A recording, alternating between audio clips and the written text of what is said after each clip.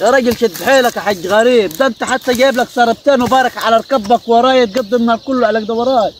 يا ابو العم العصر يبدا من الصبح شغال يا ابو العم ثاني. كيف ما شغالش ثالث؟ انت ما درانيش على الشغل، المفروض نشغل على الشغل. هو حد لاقي شغل دلوقتي في الايام اللي نحن فيها راح تقعد لي على كده بركت على كده زي الجمال. لا مش 120 جنيه تدعنا يا ابو العم داي. كيف 120 يا ابوه؟ ده 200 جنيه اليومين، انت عارف 120 من 200.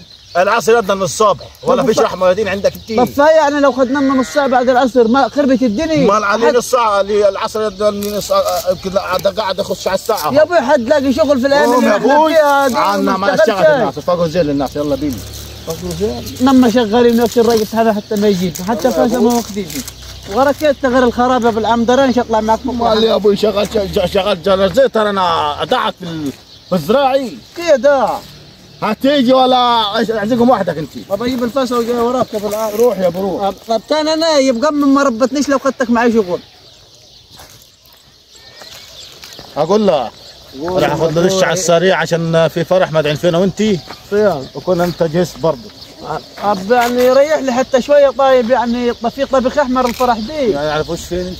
معايا يا ابو انا لما عارف انا يا ابو خد طايب انا ما تعرف. ابى اقول له انا هسرق لك رمتين واجي وراك. روح بكره السبت عاوزين ناكلوا لنا بابة لحمه روت. خربان انت.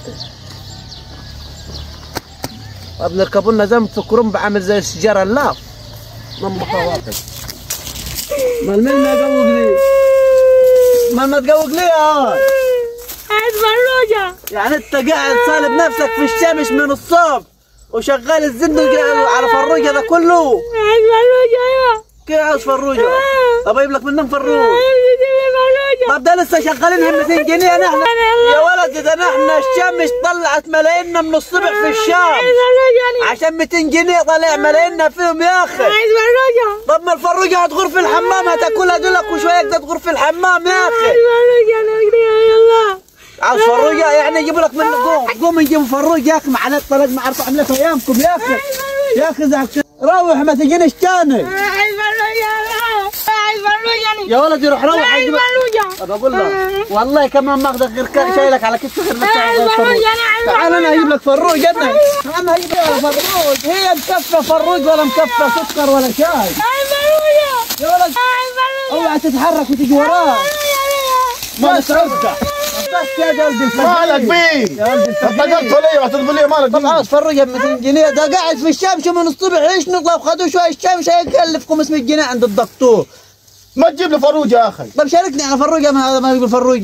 طب قضينا 200 جنيه دول تجيب لي 200 جنيه. حتى الفروج ما اشترك عليها دلوقتي. امال ايه؟ طب يعني انا نص وقت نص النهار. حتى انت خذ نص ورك وشق وانا اخذ ورك وشق. زين والله العظيم هو لخص دي انا شايفه ما يزنه اخلص عليها ولا ارجع اكمل عليها. ما تجيبها لي كلها انت شاركني ولا موت وخالص. ما شاركتش يا ابو العم. مبروك. تعال يا ابو شاكر تعال ما هي ورطه تعال. خلاص عشان ما تعال بس يا ولد. روح هذا ولد الفقراء ما الفقراء تجيب فقراء زيه. بس يا ابو. يلا يا ابو. يلا يا ابو روح ادفع الفروج. اقول لك وقف على كده. خذ انت 100 جنيه يا صاحبي وروح له انت الحج كعروب. ده انا مش مع راجل برد مش محمل. خذ امسك. هات يا ابو 100 جنيه حط انت نص انا نص. ما هي ورطه. بس 2 كيلو تجيبها عشان لو جبتها اقل من كده راسك هتغدغها. واحد كعروب يا ابو قناه الباب عامل انت متاحه دلوقتي. والله في فرج بيضاء وفي فرج بلدي. ما تلاحظ بيضاء يا شيخ. عايزه كم كيلو؟ 2 كيلو. طب 2 كيلو عامله 250. ابدا الحب شد انا 200 جنيه بس وهكمل الباقي علي.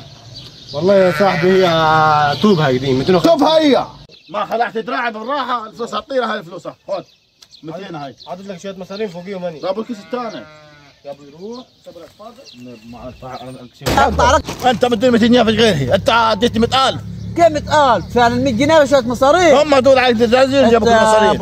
يا ابو عمو هتديني ورك وشقي. في شيء هي بال 200 جنيه بتاعتك داي. والله العظيم سيبي والله العظيم مرميهم غير الكلاب يا راجل ياكلوهم.